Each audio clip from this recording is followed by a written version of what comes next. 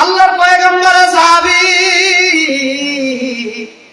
এক পর্যায়ে ওই জায়গায় গোপনে গোপনে গিয়ে দুই ভাই মুআজ এবং মুআইজ রাদিয়াল্লাহু তাআলা আনহু এই দুইজনে দুইটা তরবারি নিয়ে আবু জেহেলের দুই পা কেটে ফেললেন। জোরে বলুন সুবহানাল্লাহ।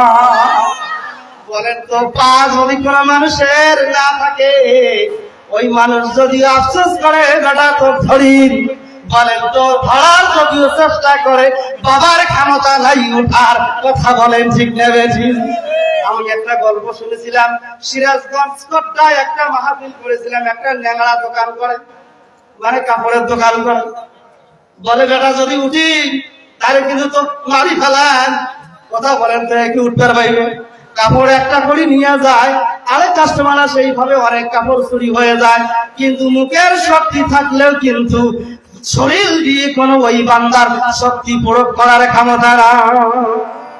মুআজ এবং মুআইজ রাদিয়াল্লাহু তাআলা আনহু ওই বদরের প্রান্তে দুইটা পা যখন কেটে ফেললেন, বলেন তো ওই জায়গায় মুআজকে এক পর্যায়ে কাফের মুশরিকরা, আবু জেহেলের সৈন্যকর্মীরা তারা এক পর্যায়ে মুআজের হাত কেটে ফেললেন। জোরে বলুন আল্লাহু আকবার। একটা হাত কেটে ফেললেন, দেখতেছে বাম হাত দিয়ে যুদ্ধ করতে কষ্ট হয়ে যায়।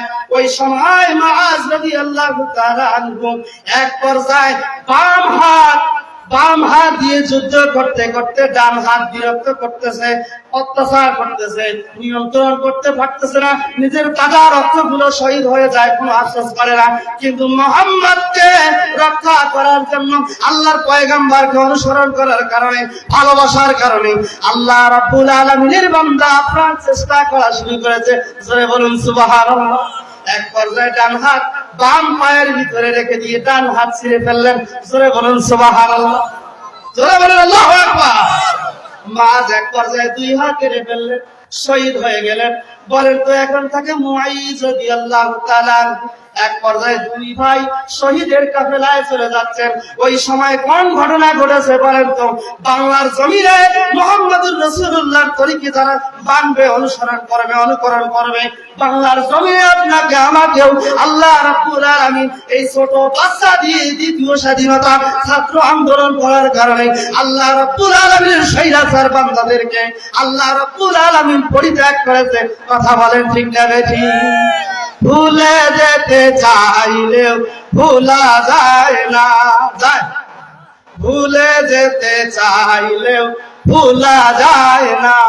আমার জান মদিনা, আমার প্রাণ মদিনা, ভুলে যেতে চাইলেও ভোলা যায় না। ভুলে যেতে চাইলেও ভোলা যায় না।